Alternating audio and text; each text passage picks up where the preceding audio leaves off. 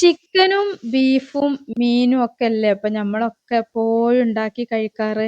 കൈപ്പങ്ങൊക്കെ ഇപ്പം ഉണ്ടാക്കുന്ന രീതി പലതരത്തിലാണെങ്കിലും അതിന്റെ കൂടെ വേറെ എന്തെങ്കിലും ഒന്ന് ഉണ്ടെങ്കിലേ നമുക്ക് ഇനിയിപ്പോ ഏതൊരു കാര്യത്തിക്കും നമുക്ക് ശരിയാവുള്ളൂ. എന്നാല് ഈ ഒരു രീതിയിൽ നിങ്ങൾ കൈപ്പങ്ങ തയ്യാറാക്കുകയാണ് എന്നുണ്ടെങ്കിൽ ചിക്കനും, ബീഫും, മീനും ഒന്നും വേണ്ടി വരില്ല. ഈ ഒരു കൈപ്പങ്ങ മാത്രം മതിയാവൂട്ടോ. നിങ്ങൾക്ക് ഇനിയിപ്പോ ചോറ്ക്ക് മാത്രമല്ല, ഇനിയിപ്പോ ചപ്പാത്തി ആണെങ്കിലും പൊറോട്ട ആണെങ്കിലും എന്ത് രാവിലത്തെ കടി പോലും ഇതിന്റെ കൂടെ നല്ലൊരു അടിപൊളി കോംബോ ആണെന്ന് തന്നെ നിങ്ങൾക്ക് പറയാൻ വേണ്ടി പറ്റുന്ന രീതിയിലുള്ള ഒരു അടിപൊളി ഐറ്റംസ് ആണ് കേട്ടോ നമ്മളിന്ന് കൈപ്പങ്ങ വെച്ചിട്ട് തയ്യാറാക്കണത്.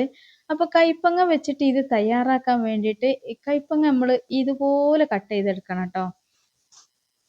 ഈ കൈപ്പങ്ങന്റെ ഉള്ളിലത്തെ ചോറൊന്നും ഞാൻ കളയണില്ല. കാരണം കൈപ്പങ്ങന്റെ ഉള്ളിലത്തെ ചോറ് വലിയൊരു മൂപ്പോ കാര്യമൊന്നും ആയിട്ടില്ല.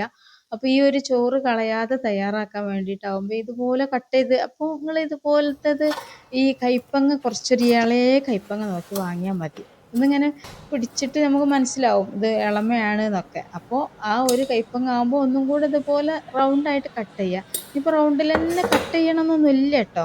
പക്ഷെ ഇത് ഉണ്ടാക്കുന്നതിലാണ് കാര്യം.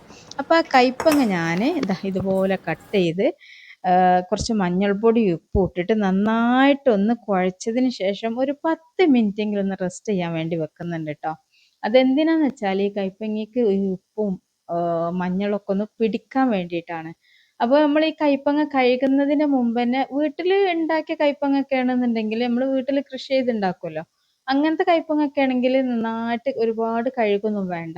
നമ്മൾ കടയിൽ നിന്ന് വാങ്ങുന്ന കൈപ്പങ്ങ ആണെങ്കിൽ എന്തായാലും നിങ്ങളൊരു കുറച്ച് മഞ്ഞൾപ്പൊടി ഉപ്പ് ഇട്ടിട്ട് ഒരു 10 മിനിറ്റെങ്കിലും വെള്ളത്തിൽ മുക്കി വെച്ചതിന് ശേഷം നന്നായിട്ട് കഴുകിയിട്ട് ഇതുപോലെ കട്ട് ചെയ്തെടുക്കട്ടോ.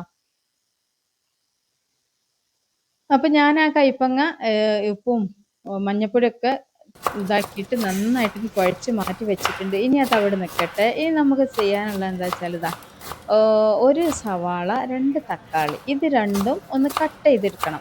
സവാള ഒക്കെ നന്നായിട്ട് കനം കുറച്ചിട്ട് ചെറുതാക്കി കട്ട് ചെയ്തെടുക്കട്ടോ. ഈ കൈപ്പങ്ങ ഇപ്പോൾ നമ്മൾ പല രീതിയിലും എല്ലാവരും ഉണ്ടാക്കാറുണ്ട് അല്ലേ? പക്ഷെ ഈ രീതിയിൽ നിങ്ങൾ ഉണ്ടാക്കിയിട്ടുണ്ടാവില്ല. ഇനിയിപ്പോൾ ഉണ്ടാക്കിയവരൊക്കെ ഉണ്ടെങ്കിൽ വീഡിയോക്ക് താഴെ ഒന്ന് കമന്റ് ചെയ്യണം കേട്ടോ. ഇതുപോലെ ഉണ്ടാക്കിയവരുണ്ടോന്ന്. ഇനിയിപ്പോൾ ഒരു നെയ്ച്ചോറൊക്കെ പോലും ഈ ഒരു കൈപ്പങ്ങ നമുക്ക് കൂട്ടാം. കൈപ്പങ്ങ ഇഷ്ടമില്ലാത്ത ഒരുപാട് ആളുണ്ടാവും അല്ലേ? അപ്പൊ ആ ഒരു ഇഷ്ടമില്ലാത്തവർക്ക് പോലും ഇഷ്ടത്തോടു കൂടി കഴിക്കാൻ പറ്റുന്ന രീതിയും കൂടെയാണ്. പിന്നെ കൈപ്പങ്ങ ഇപ്പൊ എല്ലാരും വിചാരം ഇത് കയ്പ്പാണ് എന്നാണ്. ചിലർക്ക് കൈപ്പങ്ങ ഇനിയിപ്പോ ചെറിയൊരു കയ്പ്പൊക്കെ ഉണ്ടെങ്കിലും മൂക്കറ്റം കഴിക്കുന്ന ആളുകളുണ്ട്, കൈപ്പങ്ങനോട് നല്ല താല്പര്യമുള്ള ആളുകള്. പക്ഷെ ഈ താല്പര്യം ഇല്ലാത്തവർക്കാണ് ഇത് വേഗം കയ്പ്പ് രുചിയൊക്കെ തോന്നാറ്. അപ്പൊ ഈ ഒരു രീതിയിൽ നിങ്ങൾ തയ്യാറാക്കുകയാണെന്നുണ്ടെങ്കിൽ കൈപ്പങ്ങക്ക് ഒട്ടും കയ്പ്പും ഉണ്ടാവൂല ട്ടോ. പിന്നെ ഒരു വെറൈറ്റിയും കൂടെയാണ്. പക്ഷെ നല്ല എളുപ്പമാണ് കേട്ടോ ഇത് ഉണ്ടാക്കാൻ വേണ്ടിയിട്ട്.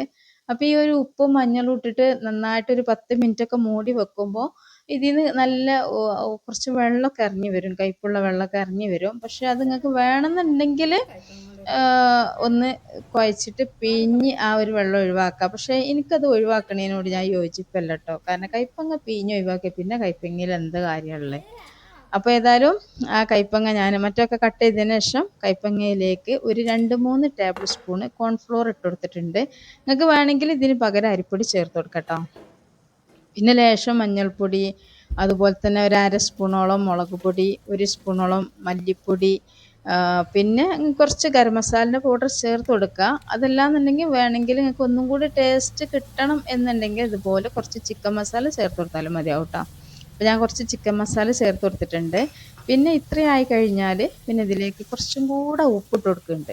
ഒരുപാട് വേണ്ട, കാരണം നമ്മൾ കൈപ്പങ്ങ കുറച്ചൊക്കെ ഉപ്പും മഞ്ഞളൊക്കെ ഇട്ട് കുഴച്ച് വെച്ചത് കൊണ്ട് തന്നെ കൈപ്പങ്ങൻ്റെ ഉള്ളിലേക്കൊക്കെ ഉപ്പും കാര്യമൊക്കെ പിടിച്ചിട്ടുണ്ടാവും. അതുകൊണ്ട് ഇനിയിപ്പോൾ കൈപ്പങ്ങ ഉപ്പിട്ടേണ്ട ആവശ്യമില്ല കേട്ടോ. പക്ഷേ ഈ ഒരു മസാല കുറച്ച് പൊടികളൊക്കെ ചേർത്തില്ലേ, അതിക്കുള്ള ഉപ്പാണ് ഇപ്പോൾ ഒരു ലേശം ഇട്ട് കൊടുത്തിട്ട് എന്നിട്ട് ഇത് നന്നായിട്ടൊന്ന് കുഴച്ചെടുക്കണം. കൈപ്പങ്ങ നമ്മൾ ഈ രീതിയിൽ ഉണ്ടാക്കുകയാണെന്നുണ്ടെങ്കിൽ നമുക്ക് വെറുതെ കഴിക്കാൻ തോന്നും. ഇതിങ്ങനെ ഉണ്ടാക്കി കഴിഞ്ഞാൽ തന്നെ നമുക്ക് കുറച്ചൊരു പ്ലേറ്റിലേക്കൊക്കെ ഇട്ടിട്ട് ഇങ്ങനെ ഒന്നുമില്ലെങ്കിലും ഇത് മാത്രം കഴിക്കാൻ തോന്നുന്ന ഒരു രീതിയാണ്.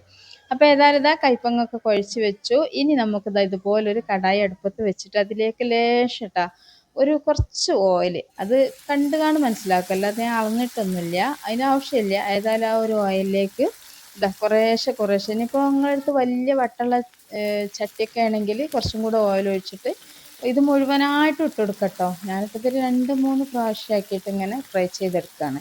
അപ്പോൾ ഇതിങ്ങനെ ഫ്രൈ ചെയ്തെടുക്കുന്ന സമയത്ത് തീ ഹൈ ഫ്ലെയിമിൽ തന്നെ നിന്നോട്ടെ, കുഴപ്പമൊന്നുമില്ല. അത്യാവശ്യം നല്ലോണം മൊരിയണത് വരെ നമുക്ക് ഒരു സൈഡ് കുക്കായിട്ട് മറ്റേ സൈഡും മറിച്ചിട്ട് കൊടുക്കുക. അപ്പം നന്നായിട്ട് തന്നെ ഒരു ഫ്രൈ ആയിട്ട് വരും. അപ്പം ഇത് ഈ ഒരു രീതിയിൽ തന്നെ നമുക്ക് ഇങ്ങനെ കഴിക്കാൻ തോന്നും. പക്ഷെ അങ്ങനെയല്ല കേട്ടോ, ഞാൻ ഒന്നും കൂടെ ഒരു അടിപൊളിയാക്കിയിട്ട് മാറ്റുകയാണ്. അപ്പം ഞാൻ ആദ്യത്തെ കുറച്ചങ്ങോട്ട് കോരി മാറ്റിയെടുക്കുന്നുണ്ട് കേട്ടോ. കുറേ ഓയിൽ ഒഴിക്കേണ്ട ആവശ്യമില്ല. ഇതിനൊക്കെ ഓയിൽ ബാക്കിയായി കഴിഞ്ഞാൽ പിന്നെ നമുക്ക് ആ ഒരു ഓയിൽ എന്താ കാട്ടേണ്ടതെന്നൊന്നും അറിയില്ല. അപ്പം അതിനേക്കാളൊക്കെ നല്ല കുറച്ച് ഓയിൽ എടുക്കുക, എന്നിട്ട് അതിൽ 2-3 പ്രാവശ്യമായിട്ട് ഇട്ട് വറുത്ത് കോരിയാൽ മതിയല്ലോ. അപ്പോൾ നമ്മൾ ഇതിൻ്റെ അടുത്ത് ഇങ്ങനെ നിൽക്കേണ്ട ആവശ്യമൊന്നുമില്ല. അത് ഒരു സ്റ്റേജിൽ എത്തുമ്പോൾ നമുക്കൊന്ന് വന്ന് മറിച്ചിട്ട് കൊടുത്താലും മതി.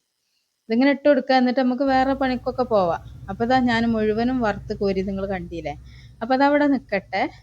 ഇനി നമുക്ക് എന്താ ചെയ്യണമെന്ന് വെച്ചാൽ ഇതാ ഇതുപോലെ ആ ഒരു ഓയിൽ ബാക്കിയുണ്ട്, കുറച്ച് ബാക്കിയുണ്ട്. ഇനിയിപ്പോൾ നിങ്ങൾ പൊരിച്ചെടുക്കുമ്പോൾ ബാക്കിയില്ലെങ്കിൽ കുറച്ച് ഓയിൽ ഒഴിച്ചെടുത്താൽ മതിയാവും. അപ്പോൾ കുറച്ച് ബാക്കിയുണ്ട്. അതിലേക്ക് ഞാൻ ഒരു 5-8 അല്ലി വെളുത്തുള്ളി ഒന്ന് ചതച്ചിക്കണം കേട്ടോ.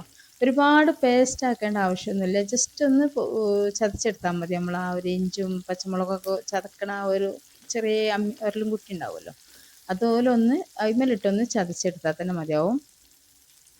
എന്നിട്ടൊന്ന് ചതച്ചിട്ട് ഇതിലേക്ക് ഇട്ട് കൊടുത്ത് കുറച്ചൊന്ന് മൂത്ത് വരുന്ന സമയത്ത് നല്ലൊരു സ്മെല്ലൊക്കെ നമുക്ക് വരും. ആ ഒരു ടൈമിൽ ഇതുപോലെ 2 വറ്റൽമുളക് നടൊന്ന് കട്ട് ചെയ്തിട്ട് ഇതിലേക്ക് ഇട്ട് കൊടുക്കുക. ഇനിയിപ്പോൾ വറ്റൽമുളക് ഇല്ലെങ്കിൽ കുഴപ്പമില്ല കേട്ടോ, കാരണം ഇപ്പോൾ വറ്റൽമുളക് ഇപ്പോൾ എപ്പോഴും നമ്മൾ അടുക്കൽ ഉണ്ടാവില്ല, അപ്പോൾ ഇത് ഉണ്ടാക്കാതിരിക്കണ്ട. പക്ഷെ വറ്റൽമുളക് ഇട്ട് കൊടുക്കുമ്പോൾ ഇതിനൊരു വെറൈറ്റി രുചി കിട്ടും. അതിൻ്റെ പേരിലാണ് ഞാൻ വറ്റൽമുളക് ഇട്ട് കൊടുത്തത്. കാരണം നമ്മളിതിലേക്ക് മുളക് പൊടിയൊക്കെ ചേർക്കണോണ്ട് തന്നെ എരിവിനൊക്കെ അതൊക്കെ തന്നെ മതിയാവും. അങ്ങനെ ആ ഒരു വറ്റൽമുളകും ഒന്നിങ്ങനെ ഇതായി വരുന്ന സമയത്ത് ഇതാ ഒരു 2 തണ്ട് കറിവേപ്പിലയും കൂടി ഇട്ട് കൊടുത്തിട്ടുണ്ട് കേട്ടോ. ഈ ഒരു സമയത്തൊക്കെ ഞാൻ തീ പറ്റ കുറച്ചാണ് വെച്ചിരുന്നത്. കാരണം തീ കൂടി കഴിഞ്ഞാൽ ഉള്ളി വല്ലാതെ കരിഞ്ഞില്ലെങ്കിലും ഈ വറ്റൽമുളക് പെട്ടെന്ന് കരിയാൻ സാധ്യത ഉണ്ട്. അപ്പം കരിവേപ്പിൻ്റെ ഇലയും കൂടി ഒന്ന് മൂത്ത് വരുന്ന സമയത്ത് നമ്മൾ കട്ട് ചെയ്ത് വെച്ചിട്ടുള്ള തക്കാളിയും ഉള്ളിയും ഇതിലേക്കൊന്ന് ഇട്ട് കൊടുക്കുക. എന്നിട്ട് തക്കാളി ഉള്ളിയൊക്കെ ഇട്ട് കൊടുത്തു കഴിഞ്ഞാൽ പിന്നെ തീ കുറച്ചൊന്ന് കൂട്ടി വെക്കാം കേട്ടോ. എന്നിട്ട് നന്നായിട്ടൊന്ന് മിക്സ് ചെയ്തതിന് ശേഷം വേണമെങ്കിൽ കുറച്ച് ഉപ്പിട്ടിട്ട് കുറച്ച് സമയം ഒന്ന് മൂടി വെക്കാം. ഞാനിപ്പോൾ ഉപ്പൊന്നും ഇട്ട് കൊടുക്കണില്ല, പെട്ടെന്ന് നല്ലോണം സോഫ്റ്റായിട്ട് കിട്ടാനാണ് ഉപ്പിട്ട് കൊടുക്കൽ. പക്ഷെ ഞാൻ ഉപ്പിട്ട് കൊടുക്കാതെ തന്നെ മൂടി ഒരു കുറച്ച് സമയം ഒന്ന് ലോ ഫ്ലെയിമിൽ വെച്ചിട്ട് നോക്കുമ്പോൾ അതാ അത്യാവശ്യം നന്നായിട്ട് തന്നെ സോഫ്റ്റായിട്ട് വരുന്നുണ്ട് കേട്ടോ. അതാ കണ്ടല്ലോ, ഇതാണ്. ഒരുപാട് ഇങ്ങനെ വെന്തോളണമെന്നൊന്നുമില്ല, കുറച്ചൊന്നിങ്ങനെ വെന്ത് കിട്ടിയാൽ മതിയാവും. ഈ ഒരു സമയത്ത് ഇതിക്ക് കുറച്ച് പൊടികൾ ചേർത്ത് കൊടുക്കാണ്ട് കേട്ടോ. നമ്മളെ വീട്ടിൽ അടുക്കളയിലുള്ള പൊടികളൊക്കെ തന്നെ ചേർക്കണുള്ളൂ, അങ്ങനൊരു ഇല്ലാത്ത സാധനം വെച്ചിട്ടുള്ള ഐറ്റംസ് ഒന്നല്ല. ഏതായാലും ഇതാ ഇതിലേക്ക് ഒരു 1/2 ടേബിൾ സ്പൂൺ മുളക് പൊടിയാണ്. ഒരുപാട് വേണ്ട കേട്ടോ, നമ്മളെ കൈപ്പങ്ങയിലൊക്കെ മുളകുണ്ട്. പിന്നെ അതുപോലെ തന്നെ ഒരു 1/2 ടേബിൾ സ്പൂണോളം മല്ലിപ്പൊടിയും നമ്മൾ ഇതിലിട്ടതാണല്ലോ കൈപ്പങ്ങ പൊരിച്ചെടുക്കുന്ന സമയത്ത്, അപ്പോൾ അതുകൊണ്ട് തന്നെ 1/2 മതി. അതുപോലെ തന്നെ മഞ്ഞൾപ്പൊടി ആദ്യം ഇട്ടതാണ്, അതുകൊണ്ട് തന്നെ 1/4 ടേബിൾ സ്പൂൺ മഞ്ഞൾപ്പൊടിയെ ചേർക്കണുള്ളൂ. പിന്നെ ഉപ്പും കൈപ്പങ്ങയിലും ഒക്കെ ഉപ്പുള്ളത് കൊണ്ട് തന്നെ ഇനി ഒരു മസാലയ്ക്കുള്ള ഉപ്പ് മതിയാവും. അപ്പോൾ ഒരിത്തിരി ഉപ്പും കൂടെ ചേർത്ത് കൊടുത്തിട്ട് നന്നായിട്ടൊന്ന് ഇളക്കി കൊടുക്കുക. അപ്പോഴൊക്കെ ഈ പൊടികളൊക്കെ നമ്മൾ ചേർത്ത് കൊടുക്കുന്ന സമയത്ത് തീ ലോ ഫ്ലെയിമിലേക്ക് മാറ്റണം കേട്ടോ. അല്ലാന്നുണ്ടെങ്കിൽ ഈ ഒരു പൊടികളൊക്കെ പെട്ടെന്ന് കരിയാനും ഒക്കെ സാധ്യത ഉണ്ടാവും. പൊടികൾ തട്ടുമ്പോൾ ഈ ഒരു ചട്ടിക്ക് അടിക്ക് പിടിക്കാനൊക്കെ സാധ്യത ഉണ്ട്. അപ്പോൾ ലോ ഫ്ലെയിമിൽ വെച്ചിട്ട് കുറച്ച് സമയം കൂടി ഒന്ന് മൂടി വെക്കുക. അപ്പോൾ എന്താ അറിയുമോ, ഈ ഉപ്പും മുളകും എല്ലാം അതിൻ്റെ ആ ഒരു മുളക് പൊടി മഞ്ഞൾപ്പൊടിൻ്റെ ഒക്കെ പച്ച ചുവ പോവും ചെയ്യും, മല്ലിപ്പൊടിൻ്റെ ഒക്കെ പച്ച ചുവ പോവും ചെയ്യും. പിന്നെ ഇതിൻ്റെയൊക്കെ ആ ഒരു ഉള്ളിക്കും തക്കാളിക്കും ഒക്കെ ഇതിൻ്റെയൊക്കെ ആ ഒരു ഫ്ലേവറൊക്കെ ഇങ്ങനെ കടന്ന് ചെല്ലുകയും ചെയ്യും. അങ്ങനെ കുറച്ച് സമയം ഒന്ന് മൂടി വെച്ചതിന് ശേഷം ഞാൻ അത് തുറന്ന് നോക്കിയിട്ടുണ്ട് കേട്ടോ. നല്ലൊരു മണമൊക്കെ ഉണ്ട്. നിങ്ങൾക്ക് വേണമെന്നുണ്ട് ഇതിലേക്ക് കുറച്ച് കുരുമുളകിൻ്റെ പൊടി ആഡ് ചെയ്യാം കേട്ടോ. എൻ്റെ അടുക്കൽ ഇപ്പം ഇല്ലാത്തതുകൊണ്ടാണ് ഞാൻ ചേർക്കാത്തത്. പക്ഷേ ഈ ഒരു കുരുമുളകിൻ്റെ പൊടിയൊക്കെ ആഡ് ചെയ്ത് കഴിഞ്ഞാൽ ഇതിനൊരു പ്രത്യേക രുചി ഉണ്ടാവും. അല്ലെങ്കിലും ഇത് രസം തന്നെയാണ്. അപ്പം ഇനിയിപ്പോൾ കുരുമുളകിൻ്റെ പൊടി കുറഞ്ഞ് വിചാരിച്ചുകൊണ്ട് കുഴപ്പമൊന്നുമില്ല, നിങ്ങളുടെ അടുത്ത് ഉണ്ടെങ്കിൽ ചേർത്ത് കൊടുത്തോളേണ്ടിയെന്ന് പറഞ്ഞതാണ്. ഇനി ഇതിൻ്റെ നടുവൊക്കെ ഒന്നിങ്ങനെ ഒഴിവാക്കിയതിന് ശേഷം ഒരൊറ്റ കോഴിമുട്ട കേട്ടോ, ഒരൊറ്റ കോഴിമുട്ട ഇതിൻ്റെ ആ ഒരു നടുവിലേക്ക് ഒന്ന് പൊട്ടിച്ചൊഴിച്ചു കൊടുക്കുക. അങ്ങനെ പൊട്ടിച്ചൊഴിച്ചു കൊടുത്തിട്ട് ഇപ്പം ഈ ഒരു സമയത്തൊക്കെ ലോ ഫ്ലെയിമിലാണ് കേട്ടോ ഫ്ലെയിം കിടക്കുന്നത്. ഒരുപാട് കത്തിക്കേണ്ട, അപ്പോൾ അതൊക്കെ അടിക്ക് പിടിക്കുക. നമ്മൾ വിചാരിച്ച ആ ഒരു രുചിയോ ഒന്നും കിട്ടൂല. അപ്പോൾ ലോ ഫ്ലെയിമിൽ വെച്ചിട്ട് ഈ കോഴിമുട്ട ഇട്ടിട്ട് ഇതാ അപ്പോഴും തീ കൂട്ടേണ്ട ആവശ്യമില്ല. നമ്മൾ പതുക്കെ ഇങ്ങനെ മിക്സ് ചെയ്യുമ്പോഴേക്കും കോഴിമുട്ടല്ലേ, പിന്നെ ഇതിലുള്ളതൊക്കെ നല്ല ചൂടും ചട്ടിയൊക്കെ ചൂടുള്ളതുകൊണ്ട് തന്നെ കോഴിമുട്ടൊക്കെ പെട്ടെന്ന് ഇതുപോലെ ചകഞ്ഞൊക്കെ കിട്ടും. അപ്പോൾ ഇതാ ഇത്രയും മതി ട്ടോ. ഒരുപാട് സമയം ഇങ്ങനെ ഇളക്കേണ്ട ആവശ്യമൊന്നുമില്ല. അപ്പം തന്നെ കോഴിമുട്ടൊക്കെ അത്യാവശ്യം നല്ലോണം വെന്തിട്ട് തന്നെ വരും. ഈ ഒരു സമയത്ത് നിങ്ങൾക്ക് ഇതിൽ ഉപ്പ് ഉണ്ടോ എന്ന് നോക്കണം, നല്ലതാണ്. ഉപ്പ് കുറവാണെങ്കിൽ ഈ ടൈമിൽ ഇട്ട് കൊടുത്താൽ ഒരുക്കി കിട്ടും. അപ്പോൾ ഇത് റെഡി ആയിട്ടുണ്ട്. ഇപ്പം തന്നെ നല്ലൊരു സ്മെല്ലൊക്കെ ഉണ്ട്. ഈ ടൈമിലാണ് നമ്മൾ ഇതിലേക്ക് കൈപ്പങ്ങ പൊരിച്ചത് ഇട്ട് കൊടുക്കണം കേട്ടോ. അപ്പോൾ കൈപ്പങ്ങ പൊരിച്ചത് മുഴുവനായിട്ടൊന്നും ഞാൻ ഇട്ട് കൊടുക്കണില്ല. നിങ്ങൾക്ക് വേണമെങ്കിൽ മുഴുവനായിട്ട് ഇട്ട് കൊടുക്കുക. ഞാനിപ്പോൾ കുറച്ച് മാത്രമേ ഇട്ട് കൊടുക്കണുള്ളൂ. കാരണം ഇത് കൈപ്പങ്ങൻ നമ്മൾ കോൺഫ്ലോറും എല്ലാം കൂടി ചേർത്ത് പൊരിച്ചെടുത്തുകൊണ്ട് തന്നെ അത് അങ്ങനെ തന്നെ കഴിക്കാൻ അതിലേറെ ടേസ്റ്റ് തോന്നുന്നതുകൊണ്ട് എന്താ വെച്ചാൽ ഋതുവിനൊക്കെ അങ്ങനെ തന്നെ വേണമെന്ന് പറഞ്ഞപ്പോൾ ഞാനത് കുറേ അങ്ങോട്ട് മാറ്റി വെച്ചിട്ടുണ്ട് കേട്ടോ. അങ്ങനെ കഴിക്കാനാണ് അവൾക്ക് ഇഷ്ടം. അപ്പം ഇത് ഇങ്ങനെ കഴിക്കുമ്പോഴാണ് നമുക്ക് ഈ ചോറിൻ്റെ കൂടെ ആണെങ്കിലും ചപ്പാത്തിൻ്റെ ഒക്കത്തിൻ്റെയും കൂടെ നമുക്ക് വേറെ ഒരു സംഭവം കറി പോലും ഉണ്ടാക്കാതെ നമുക്ക് കഴിക്കാൻ പറ്റുക. അപ്പോൾ ഇത് നല്ല രുചിയാണ് കേട്ടോ. നല്ല രുചി എന്ന് പറഞ്ഞാൽ പറഞ്ഞറിയിക്കാൻ പറ്റൂല. ഇനിയിപ്പോൾ കയ്പങ്ങ ഇഷ്ടമില്ലാത്തവർ പോലും കഴിക്കും. അപ്പം ഇതുണ്ടെങ്കിൽ ഇനിയിപ്പോൾ ചോറിൻ്റെ കൂടെ ഒന്നും എന്താണ് ചിക്കനോ ബീഫോ ഒന്നും വേണ്ട കേട്ടോ. നമുക്ക് ചില ദിവസം മീനൊക്കെ കിട്ടാത്ത ദിവസങ്ങളൊക്കെ ഉണ്ടെങ്കിൽ കയ്പങ്ങ ഒരു 2 എടുത്തിട്ട് ഇതുപോലെ ഒന്ന് ചെയ്ത് നോക്കേണ്ടി, എല്ലാവർക്കും ഇഷ്ടമാവും. അപ്പം നമ്മളെ വീഡിയോക്ക് താഴെ ഒരു ലൈക്കൊക്കെ തരിട്ടോ. പിന്നെ നമ്മളെ ചാനൽ സബ്സ്ക്രൈബ് ചെയ്യാതെ കാണുന്ന കൂട്ടുകാരൊക്കെ ഉണ്ടെങ്കിൽ ഈ ഒരു സമയത്ത് സബ്സ്ക്രൈബ് ചെയ്തിട്ട് സപ്പോർട്ട് ചെയ്യുക. പിന്നെ ഇതിനെക്കുറിച്ചുള്ള അഭിപ്രായങ്ങൾ നിങ്ങളൊന്ന് കമൻറ്റ് ചെയ്യട്ടോ.